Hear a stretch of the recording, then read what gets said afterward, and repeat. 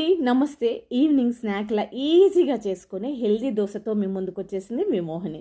దానికి 2 కప్పుల గోధుమ పిండి, 1 కప్పు కొబ్బరి తురుము, 1 కప్పు బెల్లం తురుము, చిటికెడు సాల్ట్, చిటికెడు ఇలాచి. ఒక పెద్ద బౌల్ తీసుకొని మనం తీసుకున్న 1 కప్పు బెల్లంలోకి 2 కప్పుల వాటర్. ఇది కరగబెట్టుకోవాలండి. కరిగిపోయిన తర్వాత ఏమైనా చెత్త ఉంటే ఫిల్టర్ చేసేసుకోవాలి. బెల్లం వాటర్లోకి 2 కప్పుల గోధుమ పిండి వేసుకోవాలి, 1 కప్పు కొబ్బరి తురుము, చిటికెడు సాల్ట్, చిటికెడు ఇలాచి.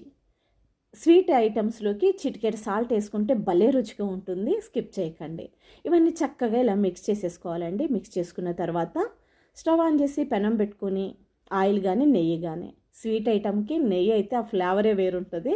నెయ్యి ఉంటే వేసుకోండి, లేదంటే ఆయిల్తో చేసుకోండి. ఇలా పల్చగా వేసేసుకుని పిల్లలకి దోశలా చక్కగా వేసి పెట్టేస్తే చక్కగా తింటారు. అంతే హెల్దీ అండి. కొబ్బరి బెల్లం, బెల్లం బలం, గోధుమ పిండి బలం అన్ని బలమే కదా.